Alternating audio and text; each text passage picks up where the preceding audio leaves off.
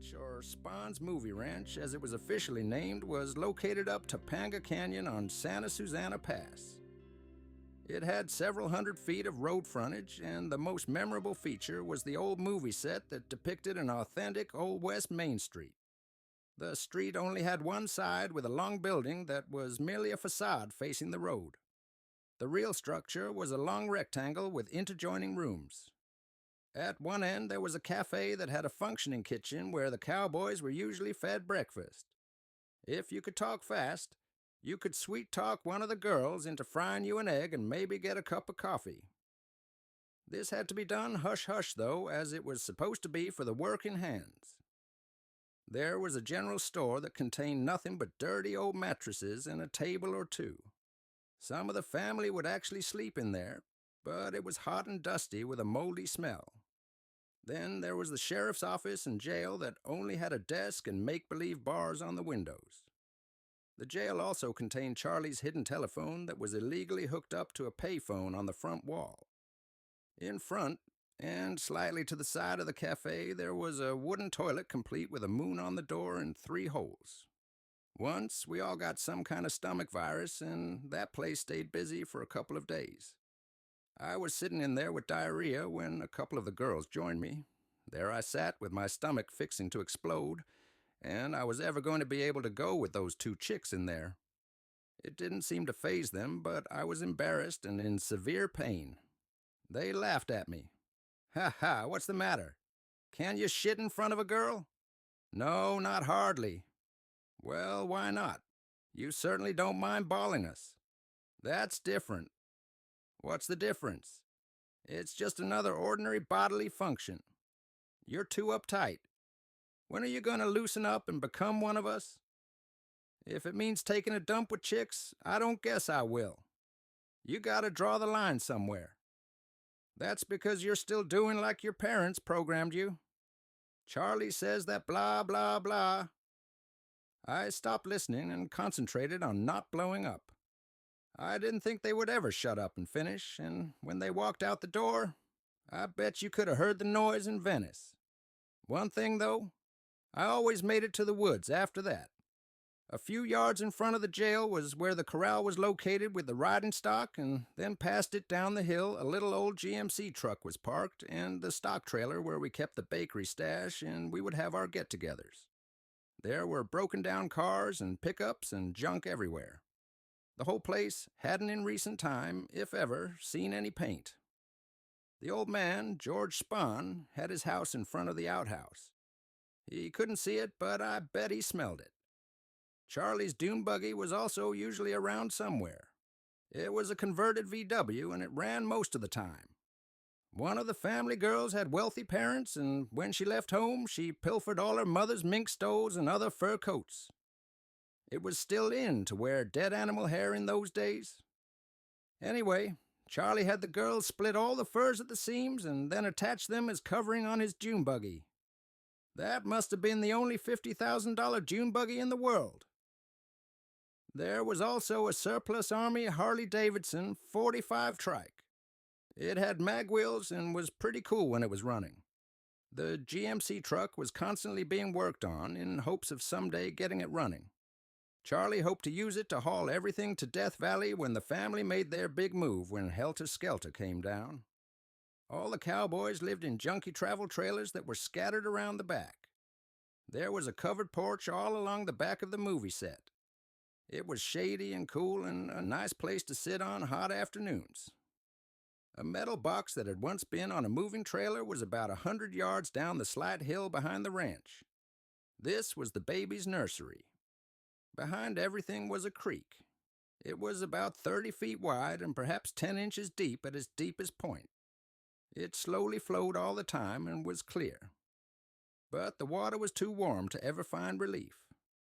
It flowed eastwardly and parallel with Santa Susana Pass.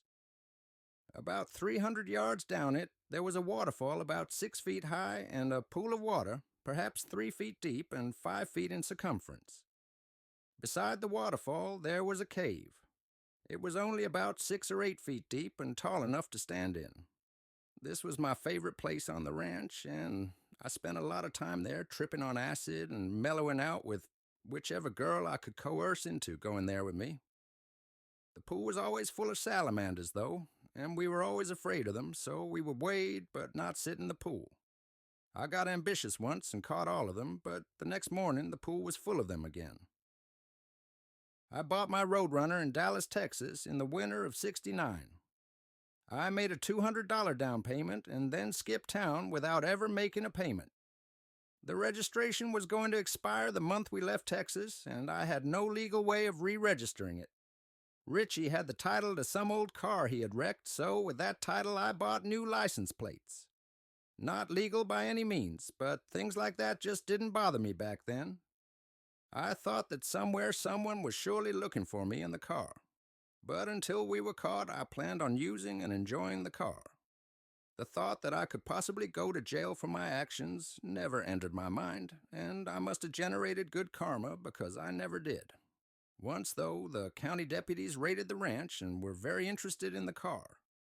I didn't have a pink slip, and I hid my driver's license under a rock and used a fictitious name.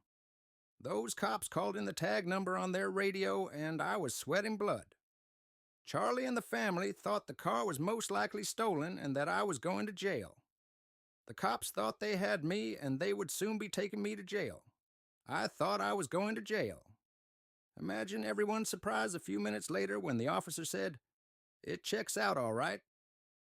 I think of everyone there that Charlie was the most surprised because later he looked at me with a look of disbelief and said, "That really is your car, isn't it?" I boldly told him, "Yeah, I told you it is." I guess without the aid of modern-day computers, law enforcement was somewhat lacking. Either that or somebody pushed the wrong button. Life was simple on the ranch. Nothing was expected of me, and that was mostly what I did. Everyone usually got up early while it was still cool and would start gathering either in the cafe or the stock trailer. The pastries mostly mowed up our breakfast.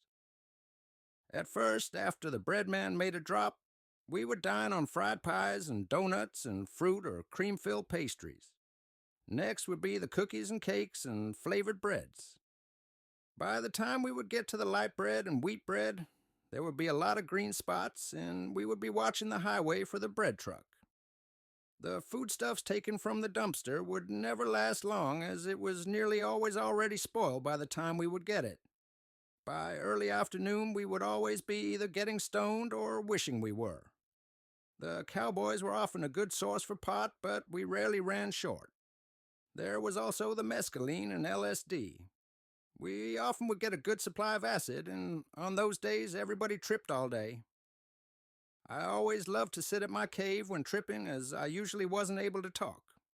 The mescal buttons grew wild in the desert, but the high they produced wasn't worth the vomiting and fever that accompanied it. I can't recall ever drinking anything except wine occasionally.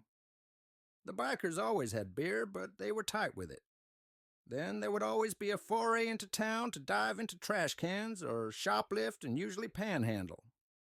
Some things, like the drugs and cigarettes and gasoline, had to be paid for, so everyone was always on the outlook for ways to scuffle cash. At times when we would really be desperate, some of the girls would turn to prostitution. One evening, several of us were at the beach in Venice. We were mainly just on the outlook for anything that might come our way. As luck would have it, we saw this society chick and her boyfriend walking down the beach. We followed them in the shadows for a while, and our vigilance paid off. She set her purse down. Actually, she hid it so they could go wading in the surf.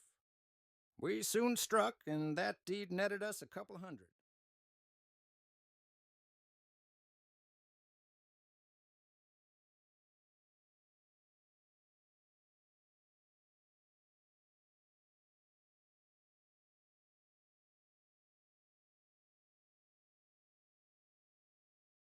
What he wrote, was that all that he had written, or had he been writing a few different things and this is just the section that's dedicated to that experience?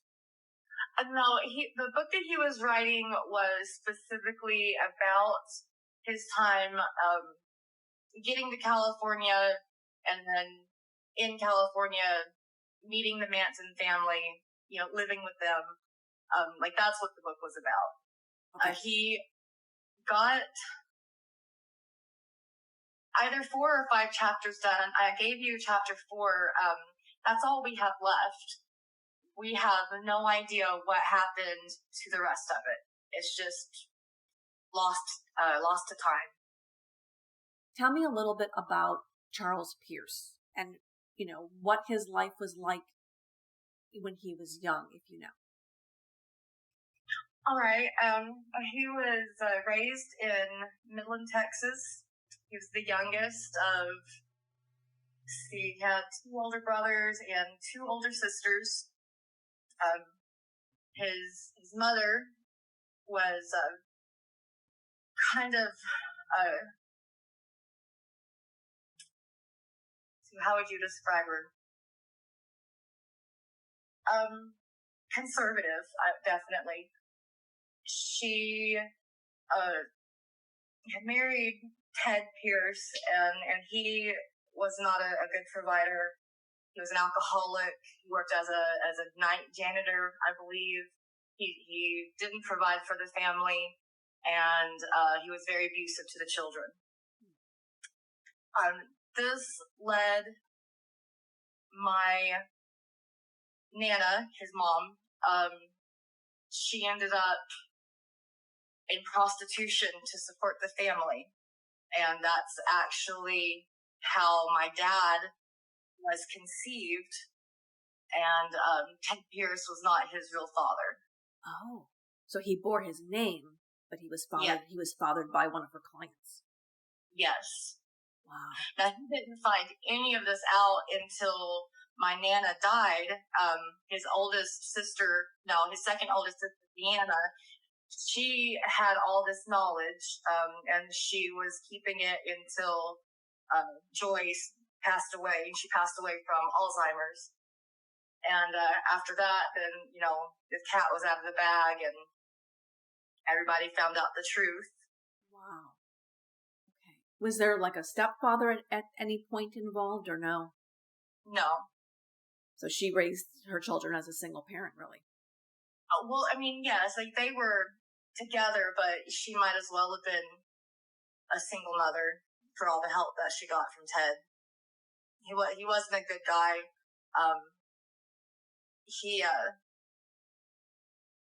I've been told that he molested the children. He raped my Nana in front of one of the little nieces once. I mean, it was a really bad situation that my dad grew up in. So he was kind of the black sheep of the family. He never knew why Ted hated him so much, but I'm guessing it's because Ted knew that he wasn't really his. What about his relationship with his siblings? Did they treat him differently too? Well, no, none of them knew. I think even, I believe Deanna, I'm not sure. I'm really not sure. I know that another of his siblings, at least, isn't Ted's. But, no, none of them knew this, until much later in life. And they were all really close siblings. They had really good relationships. So, what was your father doing in 1968, leading to 1969, before he went to California? Well, he had just graduated high school, and I'm not really sure what he was doing. I don't know. Not in school or anything, you think? No, he wasn't in school right then. So he winds up buying a car, like really early, first few weeks of 1969, this Plymouth. But then he kind of takes off, and as we discover in the story, he didn't get it registered. It was a little questionable. Down payment on it and took off. And he was with, I believe, a couple of friends. Is that right? Yeah, I believe 3 friends. 3 friends, okay. And along the last several decades, I think that there's been an assumption that your dad was a surfer, but you've told me, no, your dad wasn't a surfer at all. He could have been, but he never talked about surfing.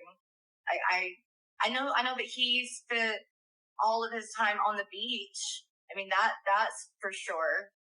I mean, he was just a long-haired, bell-bottom wearing, hippie. Mm-hmm. Kind of a beach bum. Yeah, he was a beach bum. He was homeless the whole time he was there. Well, he had the car. I mean. Right. Well, yeah, he had the car. Wow. And do you know if he knew anybody in California, or this was just 4 friends on a lark decided, you know what? We've got wheels. Let's just go west. Yes, they didn't know anybody. It was just like a coming of age trip. California was the place to be back then. Oh yeah, definitely. So, did you hear any stories specifically about exactly how he met the Manson family, who he met, or how this happened, and how he winds up at Spahn Ranch? Yes, he was on the Sunset Strip, I believe, and those 2 women, were they Sadie and Ella? I think that's what I had read, was that it was Susan, Sadie Atkins, and Ella Jo Bailey, or Yeller. That's what I'd read, but I wasn't sure if that was the case. That's my understanding. They picked him up and drove him out to the ranch, and he was there for all the sex and all the drugs. That's pretty much what his whole thing was. So, what year were you born? 1985. Okay, and you have, I believe, older, is it half siblings? Yes. Okay, so you're the youngest of his family? Yes. Okay. At what age did you learn, oh, my dad has a connection to Charles Manson and the family? I don't remember a particular age. It just seems like common knowledge, like something I always knew.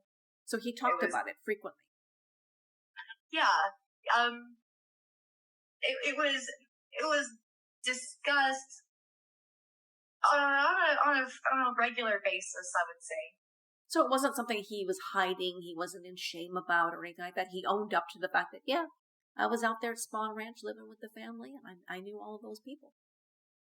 Yes.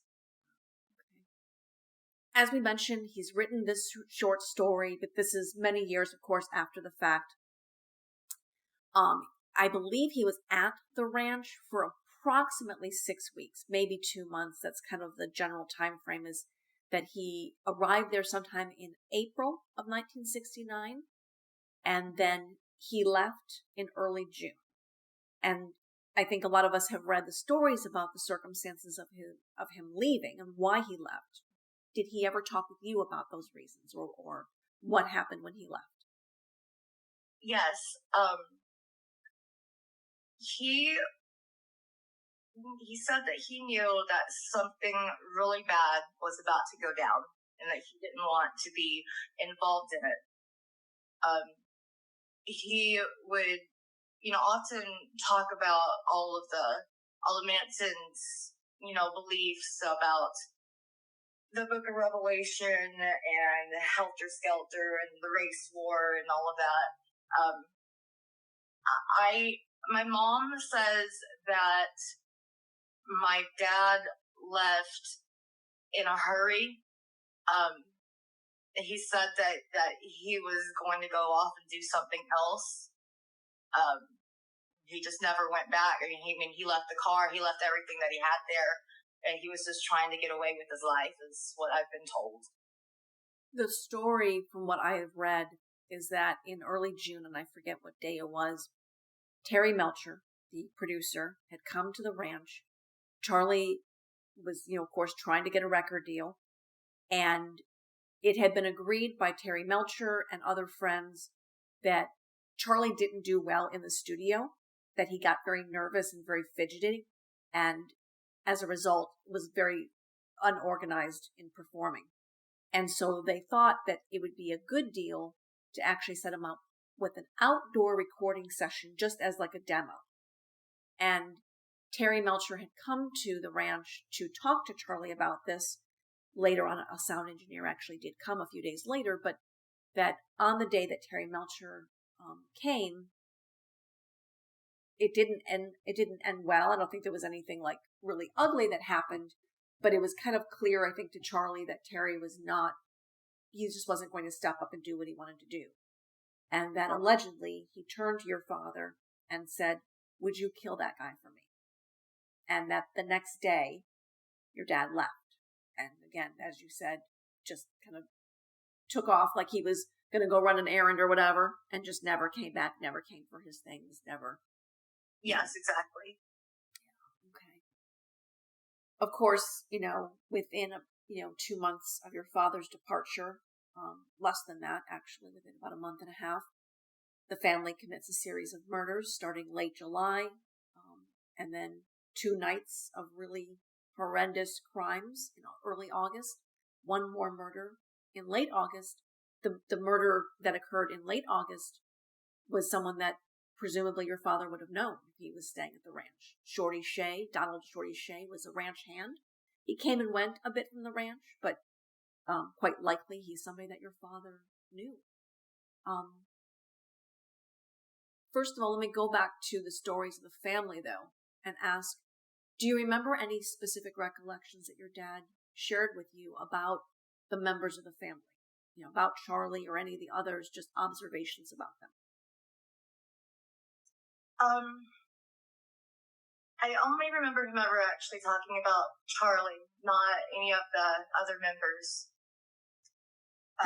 What were the things he told you? He said that Charles Manson was one of the most brilliant people that he had ever met, that he was very charismatic. He had this way of speaking, it was enrapturing. He just could really get into your head. He told me that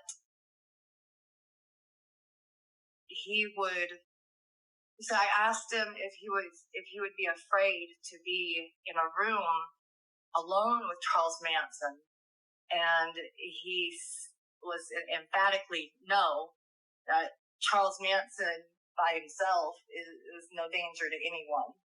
Uh-huh. It was his ability to get other people to do things. Okay. So he wasn't physically intimidated or threatened by him, but he understood how sort of compelling and manipulative he could be. Very compelling, yes. I wish that I would have known how important all of this was. I wish I would have paid more attention. I was 17 when he died. Oh, okay. Wow. I wish I would have asked a bunch of questions.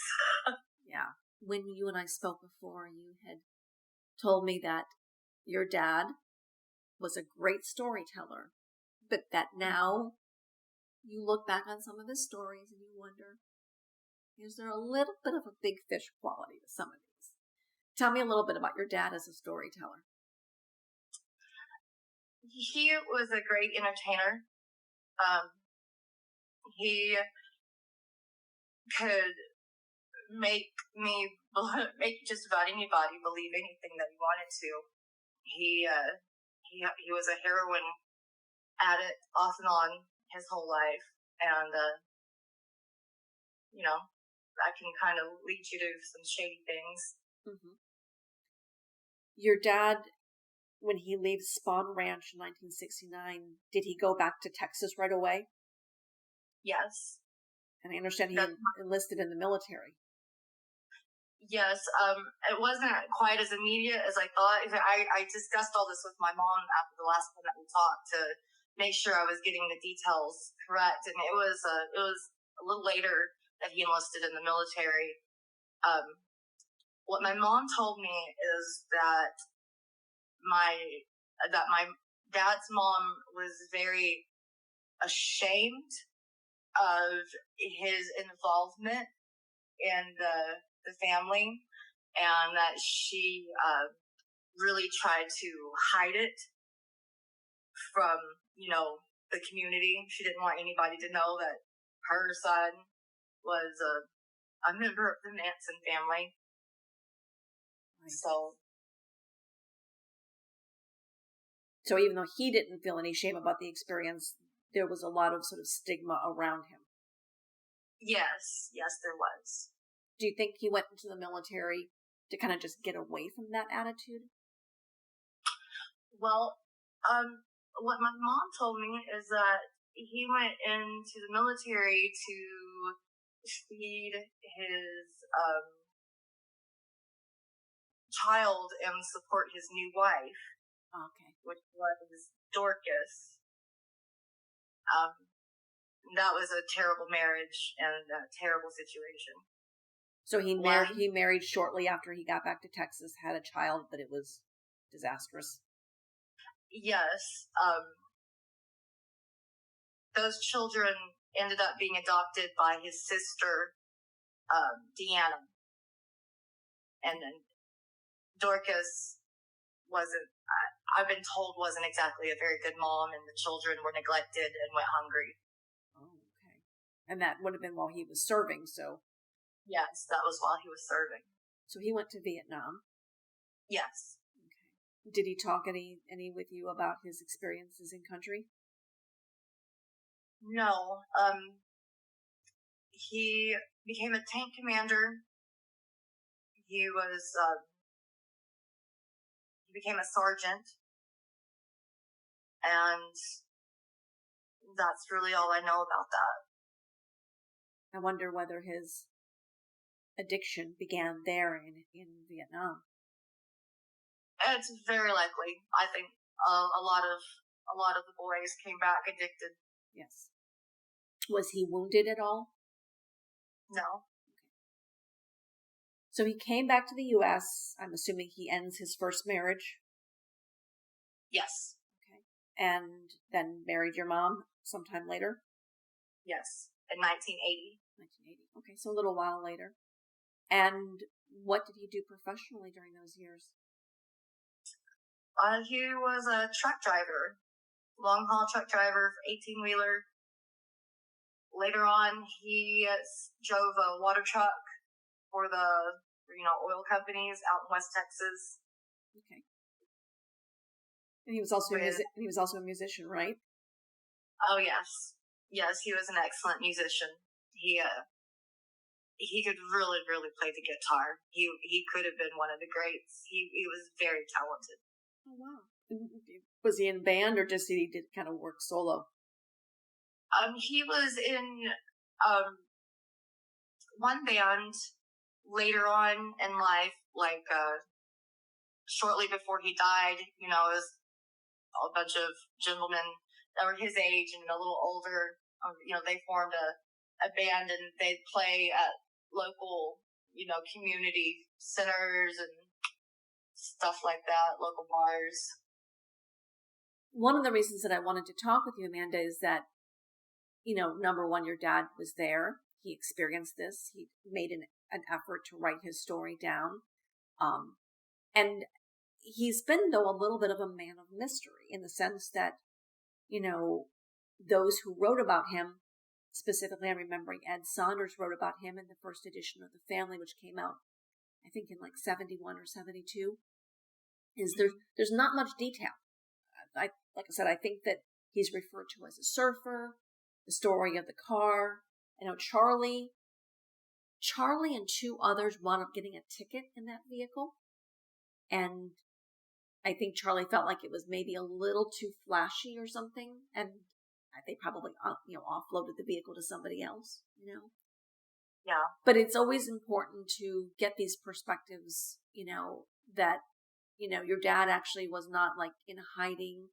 He was living his life. Yes, he had challenges. Yes, he had struggles just like anybody else does. But he really, had sort of processed this and had a very healthy attitude about his experience, even if those around him maybe judged him for it or were embarrassed by it. He seemed to kind of take it in stride, it sounds like. He did. He did his best. what I can tell you about my dad is that he had a strong moral compass, as far as life goes. You know, he really did value life. He valued animal life. He wasn't a hunter. He didn't have a high opinion of hunters. I don't know if that had anything to do with, like, survivor's guilt of some sort from what happened. But he was a good person. I mean, he was, you know, a little sketchy, but at his core, he really was a good person. And he was an amazing father. We were really close. And he was really great to me. When did your dad pass away? January 12th, 2003. And tell me a little bit. I know that that his addiction played a role in his death. Yes. So in 1997, our home had just burned down in Kermit, Texas. And with the insurance money, we moved to East Texas, to the Tyler area. And he started a insulation and construction company. But before he could even get that off the ground, he was diagnosed with hepatitis C. He ended up in the hospital that July, almost died from congestive heart failure. And after that, it became imperative that he go on disability so that he could get a liver transplant. And that meant that everything that he'd worked his whole life for, he had to get rid of for pennies on the dollar. And so we had to sell our home, and he had to get rid of the business and boats and the new car. And we went from being upper middle class to below poverty level almost overnight. But he did get on the liver transplant list. He went through the process at Baylor Hospital in Dallas. And years passed. He just never came up on the transplant list. He was getting closer to the top. He just ran out of time. He ended up contracting MRSA in his hand from a needle injection. It was shooting up his dilatas at that time. And he ended up in the hospital in that September of 2002. The last few months, he was in and out of the hospital because of his hand issue. And in December, he wound up back in the hospital, and he never came out again. He went into a coma, and then we pulled the plug on that January 12th. You were 17. Yeah. Oh, wow. It's a lot to take in. You know, he sounds like an incredible guy. What do you think your dad's legacy is, and what do you want people to know about him? I want people to know that he was a really great guitar player. He really loved his family. My mom was the love of his life. I mean, he was so in love with her.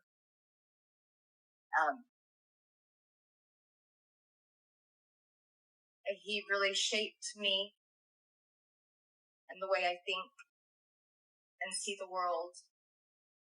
He imbued me with this great imagination.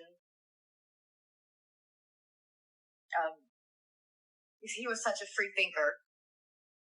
He was a free thinker and a rebel.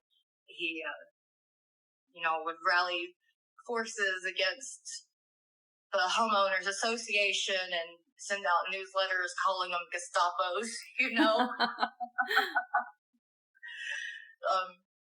I want that to be his legacy.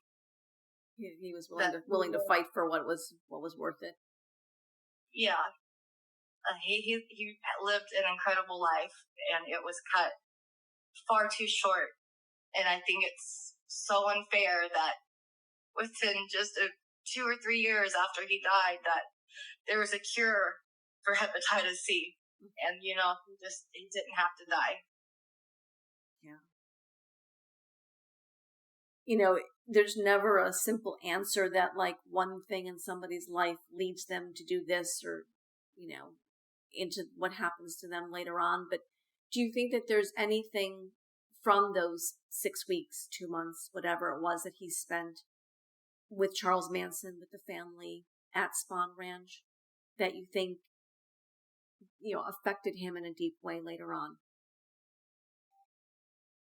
When you see the darkest parts of humanity, it can't help but change you and change how you see the world. And I do believe that it affected him greatly. He was a pretty naive kid when he got to California. Cults weren't common knowledge. There weren't mass murders. He was completely unprepared for what he was met with at the ranch. And I think that it's very brave of him that he left instead of killing that guy. That just is more evidence of how he was a free thinker. I think that thinking for himself was exceedingly important to him. And that's probably the biggest thing that he took away from his time at the ranch. I would imagine that there were probably a half dozen people or more that heard Charles Manson say, you should get rid of that guy, or you should kill that person, whatever, who maybe didn't take it seriously. And it sounds like your dad had good instincts. And whether he really believed Charlie in that moment or not, he kind of knew this is not a good situation. And he got out. And I'm for him to abandon that car. Yeah. That he would have been scared. Yeah, I would think so. And of course, he gets to spend the rest of his life telling stories about this experience, Yes. Those stories. Yeah, he definitely regaled me with all of Charles Manson's his belief structure. Is there anything in particular that you would specifically remember him telling you about what Charlie had told him? Oh, what the horsemen, what they actually represented. The white horse was, the white man spreading across the world, conquering, and the black horse with the penny and the scales, that was black equality. And I can't remember. I need to actually, if I had the Bible verses in front of me, I could tell you. So the 4 horsemen of the apocalypse were each colored, and they each had a meaning. Yeah, and Charlie thought that they were going to go start this race war and disappear out in Death Valley and stay in this hole until the war was over. And then after he thought, that the blacks would win, and that they would just be so inept at running society that then Charles Manson would come in and be this white savior of humanity. Quite a story. Quite a story. Well, Amanda, thank you so much for sharing all this. I know people are going to be very eager to hear it and to discuss it. And if, by some miracle of fate, the rest of that story turns up, we would definitely want to hear it. I wish I could find it. It's on some lost computer in some junkyard somewhere. Well, the most important part is the life that he led, afterwards. And, and the fact that he was able to at least get a small part of the story down, that it still means something, but the fact that he had, even though it was shortened, he had a full life in the years afterward. He did. He had a lot of cool experiences. Yeah. And he sounds like somebody that would have been a joy to know. He was. He was the life of the party. Very funny. So did he use the nickname Sunshine, or was that something that just maybe he briefly had during those few months in California? That was just in California. He was very secretive about him being Sunshine, actually. Like, that was one thing that regarding this whole thing that he was really secretive about. I'm not sure why. Ooh. When, shortly before he died, he came to my 12th grade class, my literature class, and he told the whole story to everybody there. And he mentioned, that he had a nickname, and I had never even heard that he had a nickname in the family. So I asked him right there in front of everybody, well, what was your nickname? And he wouldn't tell me. And so I figured, well, I'll just ask him later. And later I did, and he still wouldn't give it up. But finally, my mom told me that it was Sunshine. I don't know why he didn't want me to know. I don't know why he didn't want anybody to know. That's a little bit of a mystery we have to leave everybody with. Yes. How did he get the nickname, and what did it mean? Well, thank you so much for your time tonight. This has been a great story, getting to know more about your dad. We've got great photographs that you've shared with us, and of course the story that he wrote, the bit that we are able to keep and retain and share with everybody. So, thank you so much for your time. Yes, ma'am. Thank you, Allie.